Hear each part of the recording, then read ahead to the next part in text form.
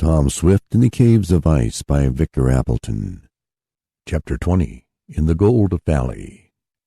The excited cries of the old miner brought Mr. Damon and Mr. Parker to the pilot house on the run. "Bless my refrigerator!" exclaimed Mr. Damon. "Are there more of those savage, shaggy creatures down there?" "No, but we are over the Caves of Ice," explained Abe. "That means we are near the gold."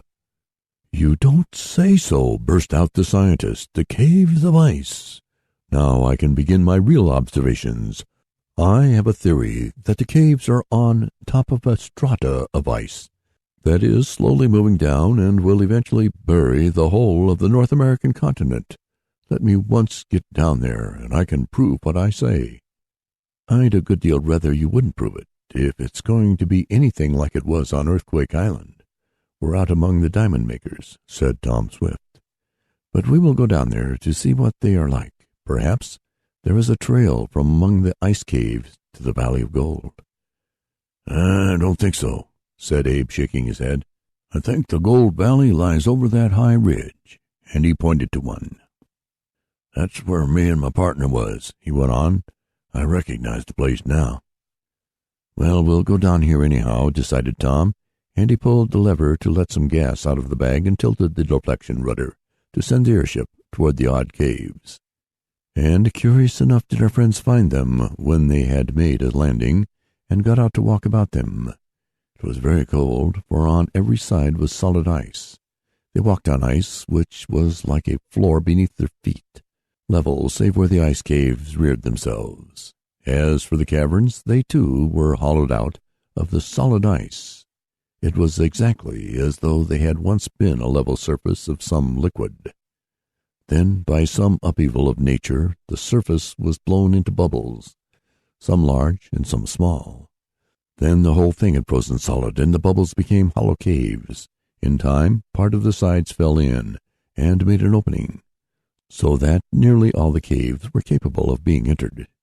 This method of their formation was advanced as a theory by Mr. Parker, and no one cared to dispute him. The gold seekers walked about, gazing on the ice caves, with wonder showing on their faces. It was almost like being in some fantastic scene from fairyland. The big ice bubbles representing the houses, the roofs being rounded like the igloos of the Eskimos. Some had no means of entrance, the outer surface showing no break. Others had small openings, like a little doorway, while of still others there remained but a small part of the original cave, some force of nature having crumbled and crushed it. "Wonderful! Wonderful!" exclaimed Mr. Parker. "It bears out my theory exactly. Now to see how fast the ice is moving." "How are you going to tell?" asked Tom. "By taking some mark on this field of ice and observing a distant peak. Then I will set up a stake, and by noting the relative positions, I can tell just how fast the ice field is moving southward." The scientist hurried into the ship to get a sharpened stake he had prepared for this purpose. "How fast do you think the ice is moving?" asked Ned. "Oh, perhaps 2 or 3 feet a year." "2 or 3 feet a year!" gasped Mr. Damon. "Why, Parker, my dear fellow, at that rate it will be some time before the ice gets to New York." "Oh, yes, I hardly expect it will reach there within 2,000 years, but my theory will be proved just the same." Exclaimed Abe Abercrombie. "I ain't going to worry any more. If it's going to take all that while, I reckon to hear him talk that it was going to happen next summer." "So did I," agreed Tom, but the remarks were lost on Mr. Parker, who was busy making observations. The young inventor and the others walked about among the ice caves. "Some of these caverns would be big enough to house the Red Cloud in case of another hailstorm," observed Tom.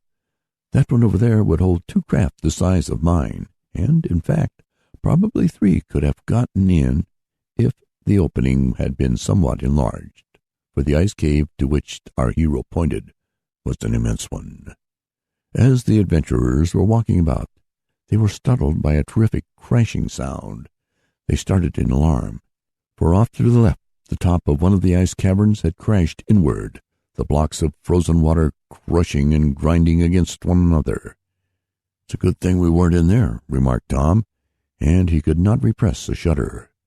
There wouldn't have been much left of the Red Cloud if she had been inside. It was a desolate place, in spite of the wild beauty of it, and beautiful it was when the sun shone on the ice caves, making them sparkle as if they were studded with diamonds. But it was cold and cheerless, and there were no signs that human beings had ever been there. Mr. Parker had completed the setting of his stake and picked out his landmarks, and was gravely making his observations and jotting down some figures in a notebook. "How fast is it moving, Parker?" called Mr. Damon. "I can't tell yet," was the response. "It will require observations extending over several days before I will know the rate." "Then we might as well go on," suggested Tom. "There is nothing to be gained from staying here, and I would like to get to the Gold Valley. Abe says we are near it." "Right over that ridge, I take it to be," replied the miner. "And we can't get there any too soon for me. Those Fogers may get their ship fixed up and arrive before we do, if we wait much longer." "Not much danger, I guess," declared Ned. "Well, we'll go up in the air and see what we can find," decided Tom, as he turned back toward the ship. They found the ridge, as Abe designated it, to be a great plateau over 100 miles in extent, and they were the better part of that day crossing it, for they went slowly, so as not to miss the valley, which the miner was positive was close at hand. Mr. Parker disliked leaving the ice caves, but Abe said there were some more in the valley where they were going, and the scientist could renew his observations. It was getting dusk when Tom, who was peering through a powerful glass, called out, "Well, we're at the end of the plateau, and it seems to dip down into a valley just beyond here." "And that's the place," cried Abe excitedly. "Go slow, Tom." Our hero needed no such caution.